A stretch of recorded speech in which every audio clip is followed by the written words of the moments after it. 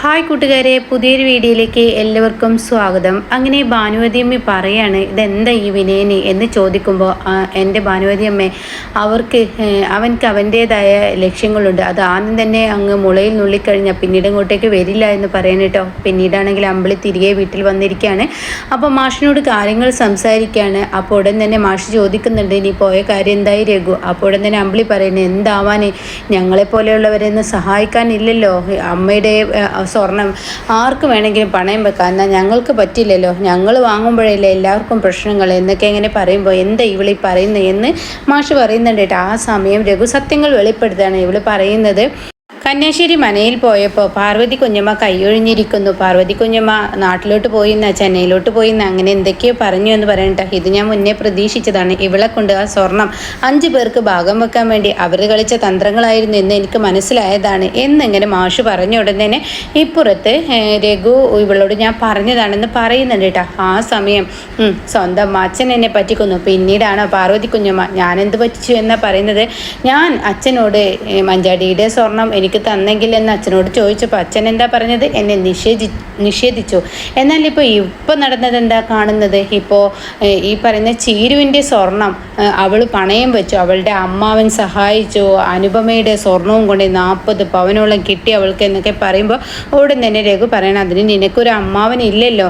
അത് കേട്ടോടത്തിന് എനിക്ക് അമ്മാവനുമില്ല അച്ഛനുമില്ല, ആരും തന്നെ എന്നെ സഹായിക്കാനില്ല എന്നും പറഞ്ഞ് അവിടെ നിന്നും അമ്പിളി പോകുമ്പോൾ രഘു ഇങ്ങനെ പറയണേ, അമ്മാവ ഒന്നും തോന്നണ്ട, അവളുടെ മനസ്സിൽ സങ്കടം കൊണ്ടും എല്ലാ എതിർപ്പുകളും ഒരുപോലെ ആവുന്നത് കൊണ്ടാണ് അവൾ ഇങ്ങനെയൊക്കെ പറയുന്നത് എന്ന് പറഞ്ഞ ഉടൻ തന്നെ മാഷ് പറയാണ്, അപ്പം നിൻ്റെ മനസ്സിലും ഉണ്ട് ഇല്ലേ എതിർപ്പുകൾ, അങ്ങനെ നീ വെറുക്കണമെന്നെ, നീ വെറുത്ത് ഇവിടെ നിന്ന് പോകണം എന്ന് മാഷിനോട് പറയുന്നുണ്ട് കേട്ടോ. ഈ സമയമാണെങ്കിലോ ഇപ്പുറത്ത് ഇങ്ങനെ ഇന്ദ്രനെയും രവിയെയും കാണിക്കുന്നത് അവരെ ഐസുവിൻ്റെ മുന്നിൽ പ്രതീക്ഷയോടുകൂടി കാത്തിരിക്കുകയാണ് ഹർഷയുടെ കണ്ണ് തുറക്കൽ വേണ്ടിയിട്ട്.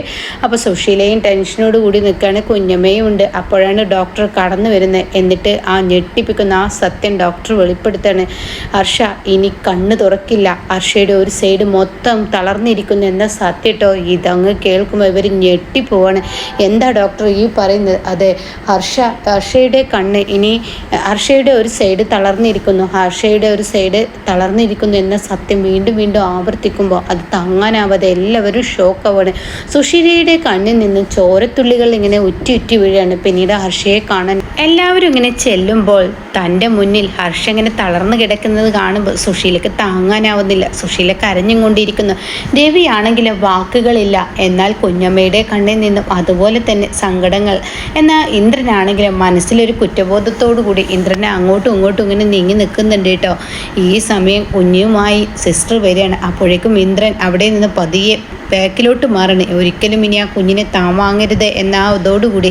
പിന്നീടാണെങ്കിൽ രവിയുടെ കയ്യിൽ കുഞ്ഞിനെ കൊടുക്കുമ്പോൾ രവിയുടെ കണ്ണിൽ നിന്നും ഇങ്ങനെ സങ്കടം കൊണ്ട് ഇങ്ങനെ തുളുമ്പാണ് കേട്ടോ. ഈ സമയം ഹർഷയെ വീണ്ടും കാണിക്കുന്നുണ്ട്. പക്ഷേ ഏറ്റവും കൂടുതൽ സങ്കടമുള്ളത് ഇവിടെ സുശീലയ്ക്ക് തന്നെയാണ് കേട്ടോ. തനിക്ക് എന്തിനും ഏതിനും കുടപിടിച്ച് തന്നിരുന്ന ഹർഷ പോയാൽ പിന്നെ എന്ത് എന്നുള്ള ആ ഉത്തരം തന്നെയാണ് കേട്ടോ. പിന്നീടാണെങ്കിലോ തൻ്റെ വീട്ടിലോട്ട് എത്തുന്ന ആ ഒരു സീനാണ്. വിനയൻ ആ മിഠായിയുമായി തൻ്റെ മക്കളെ കാണാൻ വരികയാണ്. അപ്പോൾ മക്കളാണെങ്കിലോ പുറത്തിങ്ങനെ നിന്ന് കരയുന്നുണ്ട്. അപ്പോഴേക്കും അച്ഛൻ്റെ മക്കൾ എന്തിനാ കരയുന്നത്, അച്ഛമോളും ഭദ്രമോളും കരയേണ്ട, അച്ഛൻ മിഠായി വാങ്ങി കൊണ്ടുവന്നിട്ടുണ്ട്, തിന്ന് കഴിക്ക് എന്നൊക്കെ പറഞ്ഞ് ഇതാക്കുന്നത് കാണുമ്പോൾ ചീരു പോലെ അത്ഭുതപ്പെട്ടു പോവാണ്. അപ്പോൾ ആ സമയം ലംബോദരൻ പറയുന്നുണ്ട്, ഇവന് എന്തൊക്കെ മാറ്റങ്ങളാണ്. ആളുകൾക്ക് ചിലപ്പോൾ ജോലിയിലും അതുപോലെ തന്നെ പല പ്രശ്നങ്ങളിലും ഇങ്ങനെയൊക്കെ ഉണ്ടാകുമ്പോൾ വീട്ടിലത് കാണിക്കുമെന്ന് തോന്നുന്നു. അതായിരിക്കും വിനയൻ, അതുകൊണ്ടായിരിക്കും അവൻ്റെ സ്വഭാവത്തിൽ ഇപ്പോൾ മാറ്റങ്ങൾ വരുന്നത്. എന്തായാലും മോള് ചിരു, നീ ഇനിയിപ്പോൾ ടെൻഷൻ അടിക്കേണ്ട, വിനയൻ ഒരുപാട് മാറിയിരിക്കുന്നു, അവനവരുടെ കുഞ്ഞുങ്ങളൊക്കെ അംഗീകരിക്കൽ തുടങ്ങിയിരിക്കുന്നതെന്ന് പറയുമ്പോൾ ചിരുവിന് സമാധാനമാവുകയാണ് കേട്ടോ. പിന്നീടാണെങ്കിൽ സുശീലയാണ് കാണിക്കുന്നത്. എന്നാലും എൻ്റെ ഹർഷയ്ക്ക് ഈ ഗതി വന്നല്ലോ, ഈ ഗതി ഒരിക്കലും ഞാൻ വരുമെന്ന് പ്രതീക്ഷിച്ചില്ല എന്നൊക്കെ ഇങ്ങനെ തൻ്റെ വീട്ടിലെ ഒരു മേശ സമ്മേളനം തന്നെ നടത്തണം കേട്ടോ.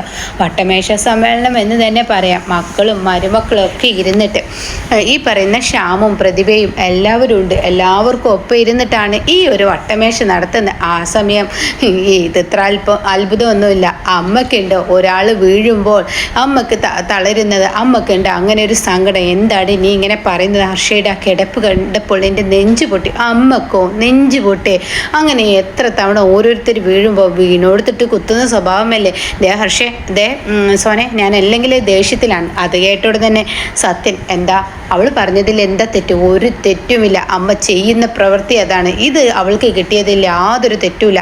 അപ്പോഴേക്കും സോന പറയണ അമ്മയും ഹർഷയൊക്കെ ചെയ്തു കൂട്ടിയ പ്രവൃത്തികൾക്കുള്ള ശിക്ഷയാണ് കിട്ടുന്നത് എന്നൊക്കെ ഇങ്ങനെ പറയുമ്പോൾ ഇന്ദ്രൻ ഇങ്ങനെ മിണ്ടാതെ നിൽക്കുന്നുണ്ട് കേട്ടോ.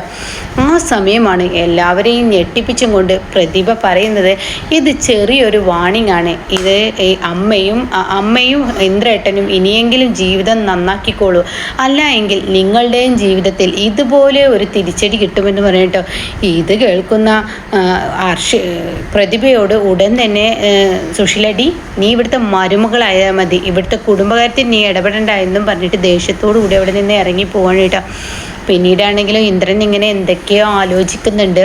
പിന്നീട് സുശീല അമ്പലത്തിലോട്ട് പോകുന്ന ആ ഒരു സീനാണ് കേട്ടോ. അമ്പലത്തിൽ ചെന്ന് കുറ്റബോധം കൊണ്ട് ഇങ്ങനെ ദൈവത്തിൻ്റെ മുന്നിൽ കൈകൂപ്പിയിരിക്കുകയാണ്. മൃത്യുഞ്ജയ ഹോമമൊക്കെ നടത്തിയിരിക്കുകയാണ്. അങ്ങനെ സുശീല ആ പ്രസാദത്തിന് വേണ്ടി കാത്തു നിൽക്കുമ്പോഴാണ് മുന്നിലോട്ട് വരുന്നത് കേട്ടോ ഈ പറയുന്ന അനുപമയും അതുപോലെ ഭാനുമയും. എന്നാൽ ദൂരെ നിന്നും അനുപമ സുശീലയെ കാണണം. അപ്പോൾ ഉടൻ തന്നെ സുശീല കണ്ടോടെ തന്നെ ഭാനുമേ, ഇനി വേണ്ട ഭാനുമേ, നമുക്കിവിടെ നിൽക്കണ്ട, നമുക്ക് പോവാം. എന്താ മോളെ നീ പറയുന്നത്? അമ്പലത്തിലോട്ട് പ്രാർത്ഥിക്കാൻ വന്നാൽ നമുക്ക് പ്രാർത്ഥിച്ചിട്ടല്ലേ പോകാൻ പറ്റത്തുള്ളൂ. അത് കേട്ട ഉടൻ തന്നെ അത് വേണ്ട ഭാനുമേ, നമുക്ക് പോവാം. പ്രാർത്ഥിക്കാൻ വരുന്നത് മനസ്സമാധാനം കിട്ടാനാണ്, എന്നാൽ മനസ്സമാധാനം പോവാൻ ഇങ്ങോട്ടേക്ക് വരേണ്ട ആവശ്യമില്ല. അതുകൊണ്ട് നമുക്ക് വീട്ടിലോട്ട് പോവാം. എൻ്റെ അനു, നീ ഒരു കാര്യം ചിന്തിക്കും. സുശീലയെ പേടിച്ചോടാൻ നിൽക്കുകയാണെങ്കിൽ നിനക്ക് ഓടിക്കൊണ്ടേ ഇരിക്കേണ്ടി വരും. എന്നാൽ അത് നേരിടാൻ നീ പഠിക്കണം. അതുകൊണ്ട് വാ എന്നും പറഞ്ഞ് അനുപമയും കൂട്ടിക്കൊണ്ട് ഈ പറയുന്ന സുശീലയുടെ തോട്ടരികെ നിൽക്കണം കേട്ടോ. എന്നാൽ സുശീലയാണെങ്കിൽ ആകെ തളർന്നു, തൻ്റെ ഒരു സൈഡ് തളർന്നതുപോലെ തന്നെ ആയി. ഹർഷയില്ലാതെ തനിക്ക് മുന്നോട്ട് പോകാൻ കഴിയില്ല. ആ ഒരു സങ്കടത്തോടു കൂടി ഇങ്ങനെ നിൽക്കുകയാണ്. എന്നാൽ ഇവരാണെങ്കിലോ ഇതൊന്നും ശ്രദ്ധിക്കാതെ ഇവരും പ്രാർത്ഥനയിൽ ഇങ്ങനെ നിൽക്കണം കേട്ടോ. അപ്പോഴാണ് പൂജാരി ആ സത്യം വെളിപ്പെടുത്തുന്നത്. ഹർഷയുടെ മൃത്യുഞ്ജയ ഹോമത്തിൻ്റെ അർച്ചന ചെയ്തിരിക്കുക, അങ്ങനെയുള്ള കാര്യങ്ങളാണ് കേട്ടോ, പ്രസാദം ഇതാ എന്നൊക്കെ പറഞ്ഞിട്ട് കൊടുക്കുകയാണ്. ഇത് കേൾക്കുന്ന ഭാനുമയും അതുപോലെ തന്നെ ഈ പറയുന്ന അനുപമയും ഒക്കെ ഒന്ന് ഞെട്ടുന്നുണ്ട് കേട്ടോ. ഇപ്പോഴും ഹർഷയ്ക്ക് വേണ്ടിയിട്ടാണല്ലോ എന്നുള്ള ആ ഭാവത്തിൽ അവർ നിൽക്കാൻ.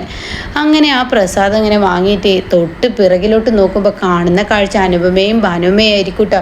ഇവരെ കാണുന്ന സുശീല ഇങ്ങനെ നിന്ന് പരുങ്ങുന്നുണ്ട്. ആ സമയമാണെങ്കിലോ എൻ്റെ വിച്ചുമോനോ എന്ന് പറഞ്ഞിട്ട് ഇങ്ങനെ സുശീല പെട്ടെന്ന് തൻ്റെ ആ ഒരു മരുമകൾ പറഞ്ഞ ആ ഒരു ഇതുണ്ടല്ലോ, ഇനിയെങ്കിലും അമ്മയുടെ തെറ്റുകൾ തിരുത്തണമെന്ന്. അപ്പോൾ ഒരു ചെറിയ ഭയമൊക്കെ വന്നിട്ടുണ്ട് കേട്ടോ. അങ്ങനെ ഈ വിച്ചുമോൻ്റെ നെറ്റിയിൽ പ്രസാദം ഇടാൻ വേണ്ടി വരുമ്പോഴേക്കും അനുപമ തട്ടി മാറ്റണേ, എൻ്റെ കുഞ്ഞിന് പ്രസാദം ഇടണ്ട എന്ന് പറഞ്ഞിട്ട്. കണ്ടില്ല ഭാനുമേ അവളുടെ അഹങ്കാരം എന്ന് പറഞ്ഞ ഉടനെ അനുപമ പറയണേ, വല്ലവർക്കും വേണ്ടി ചെയ്ത ഈ പ്രസാദം എൻ്റെ കുഞ്ഞിൻ്റെ നെറ്റിയിൽ ഇട്ട് കൊടുക്കേണ്ട എന്ന് പറയാൻ കേട്ടോ. ഇത് കേൾക്കുന്ന സുശീല ഒന്ന് ഞെട്ടിപ്പോവാണ്. അങ്ങനെ പിന്നീട് അനുപമ തൻ്റെ കുഞ്ഞിനെയും കൊണ്ട് പ്രാർത്ഥിക്കുന്ന ആ ഒരു സീനാണ്